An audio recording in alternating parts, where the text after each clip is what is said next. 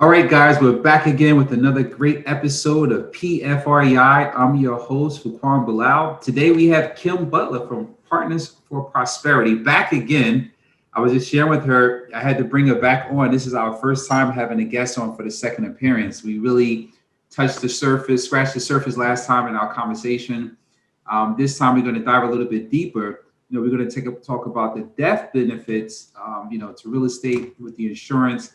And Kim also has a new book out. We're going to talk a little bit about that. So I'm just excited. And I've been seeing a lot of the stuff that you've been putting out on social media, the events that you guys are having. And I just love the whole concept of teaching people about financial literacy, teaching people about infinite banking, some of the people that you share the stage with, and also about, the life insurance products that are out there to help somebody grow. So without further ado, welcome to the show. Thank you. Again. Always a joy. Yes. Thank you so much. Always a joy to talk with you, Fuquan. And it's so cool how well real estate and life insurance connect. And yet, most of the conversations that are out there in the social media sphere are about the cash value of life insurance. And that's what you and I talked about last time, which is awesome. I want to add in the death benefit because unless you know something I don't, death is a guaranteed event. And so if we can include a guarantee to go with that guaranteed event, it makes our real estate more usable. So let me just ask you first, because you've got lots of wisdom in this space. What do most people do with their real estate when death occurs of the person that's managing the portfolio? Yeah, it's not really unless they have some type of plan, in their family trust that they have somebody take over and execute their plan. They really do nothing unless they have some type of insurance that covers the mortgage, which most people don't. To make it easy on their loved ones, they really don't have a plan. They just, go with whatever. And so even if they have insurance on the mortgage, I have witnessed this. You all of a sudden have somebody that does not know how to manage real estate, managing real estate. Yeah. That doesn't go so well. Yes, because they may not know how, or they may literally not want to. And so I find a lot of people in their maybe 70s and 80s that are looking to get out of the real estate that they've worked so hard their whole lives to build up, when they realize that their family is maybe not going to be able to take that real estate over. And a lot of times people maybe have outside managers that are handling it, but still the family says, I don't want to even manage the managers. And so it's just something that's super important to be aware of. And one of the things that we actually talk about, and so this is our newest book that you brought up. Thank you so much. This is the 8th book that we have on Amazon. All of them have audio versions as well as Kindle. This is our first hardback, so we're pretty proud of it. The value to your listeners of perpetual wealth. And the little subject or the subtitle is how to use family financing, which is what you were speaking about earlier, to build prosperity and leave a legacy for generations. So when you have real estate and you want that legacy left for generations, it's so important to make sure that those second and third generations have not only the money, but the knowledge and the learning that you have to tackle that real estate in the second and third generations. Because all of us that deal in the real estate market have learned and learned and learned. I would bet, have you ever counted it up? Do you know how many hours you have learning? It's too many hours. It's not enough hours in a week. Yeah, it's a lot. Yeah, it's a lot. Whole lifetime. And what about the money that you've spent being trained, right? Thousands. Trained, masterminds, everything. Yes. So in the Perpetual Wealth book, we talk about how important it is to have a plan to move the money in the real estate from generation to generation, or not, right? Maybe you're purposely not moving the real estate generation to generation, but also how important it is to move the learning and all of the legacy items beyond the money from generation to generation. So I have a question for you. In your family, do you guys do any conversation about this moving? Oh, for sure. Yeah, it's something that I didn't grow up with that I've implemented now into my kids is weekly sessions. You know, we never was taught financial literacy in my household. My mom struggled, single parent with kids. So, and I actually just became a board member of a firm called Roots and Wings. It's a nonprofit organization where they help kids who transition out of foster homes. I'm doing a financial literacy piece there. So I'm sharing some of this information with those people as well who had those kids as well who haven't had the opportunity to learn this. But yeah, definitely for sure in house. With my kids, we just have random conversations. At first, it's kind of tough with the kids because they don't want to hear it.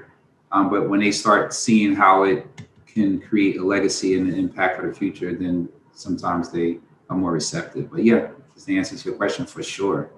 And isn't that valuable? And how many of your friends do you think are doing that? Not many. Zero. Not many. Not Maybe a many. few. Some of the people who I'm in certain masterminds with, they all get it because we all vibrate to the same frequency. But my associates, not friends, because those the people that I may have relationships with on an associate level, they're not doing it because the stuff that I'm talking about, they look at me like I'm from Mars. So they don't vibrate to the same frequency. But to your point, it's zero. Not many people are doing that. Yeah. So this is our work, right? You and me both share this work, is getting families to talk about money, getting families to pick up on the education around finances, and getting families to get clear on legacy beyond money that they're moving to those generations. So that's all of what the Perpetual Wealth book is about. And then shifting gears to be valuable to your listeners, I want to introduce the idea of what the presence of death benefit of life insurance can do for real estate. And I'm going to share two specific ideas. One is for investment real estate, and one is more for primary residences. So in this space, it's really important that the death benefit that families are talking about is permanent, because if we're going to do these two ideas that I'm going to share, term insurance does not work. And I want to be absolutely on record to say term insurance is wonderful. Everybody should have it. Young families should have literally millions of dollars of term insurance. And then, as you're aware, there's an entirely different product that's called whole life insurance that has a guaranteed death benefit. And the presence of the death benefit is so critical for real estate investors, but only if it's guaranteed to last as long as they do. So I'm curious, what do you think is the typical life expectancy that most folks are talking about today? Give me an age. I would say 85, somewhere around there. Yeah. So do you know what the life insurance companies think it is? What is it? 120. Wow. That's a long time difference, right? Yeah. Yep. So if you and I do nothing else today, let's blow the door off of age 85, because it is proven in 100 different ways. And as soon as you start doing a little bit of research on longevity, you're going to see this.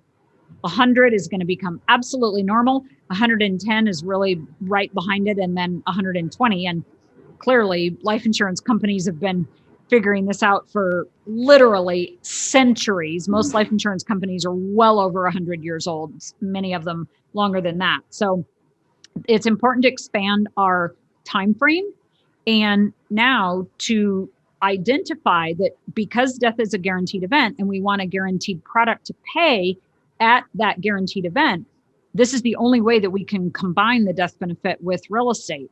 Which means that if you do not have a life insurance policy that's going to survive that long, then you don't have the guarantees to implement the two things that I'm going to be talking about. And so you have this term insurance and you have whole life insurance, which is on the completely opposite end of the spectrum. And those are very black and white differences. And like I said, they're both good. There's a very gray space in the middle of a bunch of different other kinds of life insurance that do not coordinate with real estate well at all. And they're typically called universal life or index universal life or flexible universal life or flexible variable life or variable universal life. Any of those words, they sound appealing, but because they don't have a guaranteed death benefit, they don't combine with real estate well, because they won't survive as long as the humans do that are managing and investing in that real estate. Making sense so far? Making sense, yeah. Okay. So the two ways that guaranteed death benefit, and like I said, it's got to be guaranteed well out past 110, 120 to make this work, are on the investment side, something called a charitable remainder trust. Are you familiar with the term? I heard it. Tell me more about it. So a charitable remainder trust is a way to sell a highly appreciated asset, real estate of any sort, could also be stocks or a business, without paying capital gains tax. And this has been in the tax code for a long, long time. And it's often abbreviated as CRT, Charitable Remainder Trust. And essentially, the way that it works is you have a property that has a highly appreciated value. And it could be just because it grew a lot. It also could be because of the various things that depreciation and cost segregation and all those aspects of real estate work have over time lowered the basis so that you have a big gain. And you identify a buyer that's not the charity. So you already have a buyer in mind. And then you identify a charity that you care about. Could be your alma mater, could be the Red Cross. It could be any type of, maybe there's a financial education charity that you like and you want to support. And you literally donate the property to the charity, who then sells it to the buyer, because the charity doesn't want the real estate either, right? They're not going to manage that real estate. And so because the charity has sold the real estate, the charity is now able to collect those dollars, not to pay capital gains tax, and then provide for your family to have an income. The charity then gets the remainder of the asset after you pass on. And this can actually be done over 2 lives. So it's fairly common that it's a husband and a wife, that the income stream is provided for. And then the name of the product, or the name of the strategy, really, it's not a product, is Charitable Remainder Trust. So charity gets the remainder, right? So that all works beautifully until you ask the question, well, what about my family?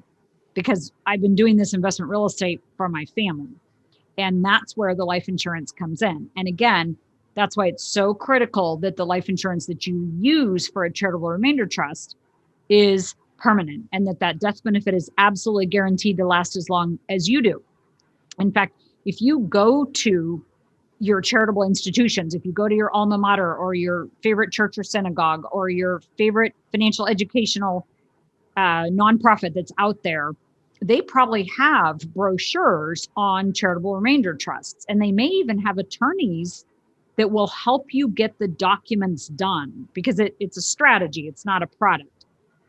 It's so funny to me because those brochures that are out there that I've seen all talk about term insurance filling what they call a wealth replacement trust that is put in place at the same time as the charitable remainder trust. Well, if you use term insurance to replace your wealth, so you gave the apartment building or whatever it is to the charity, right?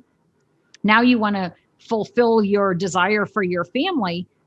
But if you use term insurance, it's not likely going to survive as long as you do. And so the brochures are a little off in that regard. So when we get involved with the attorneys that do these types of documents, we recommend whole life so that their family is guaranteed to get the replaced wealth. So you have a $5 million apartment building, and the charity is going to pay you and your wife an income stream for life. And let's say that uses up 3-4 million of it. That means the charity gets 1 or 2 million of it. But then you want your family to get the 5 million because that was the value of the apartment building. Or maybe you only want them to get 3 million. Nevertheless, you want that to be a guaranteed transaction. And so that's how those things are combined. That's the death benefit of the life insurance with the highly appreciated real estate that gets sold through a charitable remainder trust. Wow, that's interesting. I took some notes on that. Do they pay over a certain term, the charity, or is it one lump sum when they sell the transaction to the family? It's income for life. Okay. Got it. So they just break it down for monthly distributions to go to the head of the family, the person you left in charge. Got it. Wow. That's awesome. There's no tax. There's no taxes paid on it because it went to the charity. Wow. Sweet. I just learned something today. I'm excited about it. I've heard about it, but I really never dug into it deeply and see how it correlates with the whole life insurance. That was really good. I hope you guys took some notes and got some of those nuggets that Kim is sharing with us today. Go ahead, continue. What you got? Well, let's hit the second one. And as we start to wrap up here, the second one is more for people's homes. And it is a very similar combination of products and strategies. Products are things that we buy, like the life insurance, like the real estate, like our primary residence. And then strategies are things that we do, like implement a legal document, like a charitable remainder trust or a wealth replacement trust. So with the primary residence, the idea here is to combine it with a reverse mortgage. Are you familiar with that term? Yes, absolutely. Of course. And most people are. And I find it really interesting. In America, people have a pretty visceral, often negative reaction to a reverse mortgage. And I've got a bunch of theories on why that aren't really relevant for our conversation today.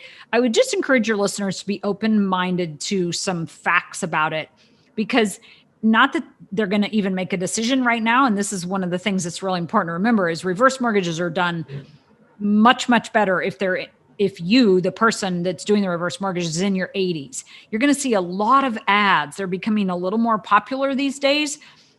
And all these ads talk about doing a reverse mortgage at 62 and 65, way, way, way too early. And reverse mortgages are very tempting because they provide tax-free income. So again, just like the charitable remainder trust, it's income for life as long as you're living in your home. And again, it can be for both spouses. So I just encourage people to be open-minded. And you don't have to have a paid off home for this to work, but you do have to have it largely paid down in terms of your own forward mortgage. So what the reverse mortgage does, as I indicated, is provide tax-free income for the husband and the wife that are the people living in the home. However, and this is one of the main reasons why I think people don't like it, it now removes the value of that house from the estate, thereby eliminating the ability for the next generation to get any value for that house. And a lot of people want to leave their homes to the next generation. And so it is super important for them to know that the best way to do that is to combine it with a death benefit and let the tax-free life insurance death benefit go to the next generation. Now, then that next generation can buy the house from the bank if they want it. So we've done a reverse mortgage, right? Now there's mortgage, there's debt on that home, and the bank doesn't want the house either. Do you know any banks that like to own real estate? No, absolutely not. So the bank's going to want to sell that mortgage and that home that goes with that mortgage and pay off the mortgage. Well, those children can come complete that transaction with the life insurance tax-free death benefit, or, as is most often the case, frankly, the children don't really want the home either. Now, there's exceptions, if it's the family lake cabin or whatever, then of course they want it. But as a general rule of thumb, we don't see the next generation really wanting the home. They already have their own homes and they're already dealing with their own lives in whatever locale they are. So the next generation gets the tax-free death benefit and they can just go do what they want with it without having to worry about selling the home, because that's the bank's problem once both parents have passed on. Right. So again, it works really well. The time frame is critical because you want to have a guaranteed dollar figure attached to a guaranteed event. So you have a death, you have a guaranteed payout that's tax-free, that goes to the next generation, and then the bank deals with the house. And that reverse mortgage combined with a guaranteed death benefit is going to get tax-free income to the parents and tax-free wealth to the next generation. Wow. That was very well, those 2 points that you made. on the death benefits in regards to real estate. Wow, this was awesome. This is a great share. I love it. Yeah, the charitable remainder trust is something I'm definitely going to look more into. I think that I'm definitely missing that piece from what I'm doing. And I'm definitely going to look more into this. So I thank you for coming on and sharing those 2 points with our listeners. You guys make sure that you definitely check Kim out at her, or go to her website, partners4prosperity.com. You catch a wealth of information. I know that you guys do some virtual events. I know in-person events are starting to come back. So make sure you guys check out some of the seminars and stuff she's doing. This is check out at least one of her 8 books. I was joking with her before the show. I was like, Kim, you got like 50 books. She's like, no, it's only 8. So thank you for continuing to educate us and inform us on what's happening, with the whole life policy and the death benefits and everything. Any last words for our listeners? Well, just to be a resource, I do work with life insurance in all 50 states. Love to help people figure out if the life insurance that they have is going to pay at death, because a lot of policies won't, and then help them figure out if they can use some of that passive income from their real estate to make sure that they do have the death benefit. And I help nationwide, just like you do, all day long. It's a joy to do. Yeah, thanks for coming on the show. Appreciate it. Another great episode, PFREI, a passion for real estate investments. I'm your host, Juan Bilal. Great show today with Kim Butler from Partners for Prosperity. Make sure you guys check out at partners4prosperity.com. Thanks a lot, Kim. I really appreciate it. Always a joy.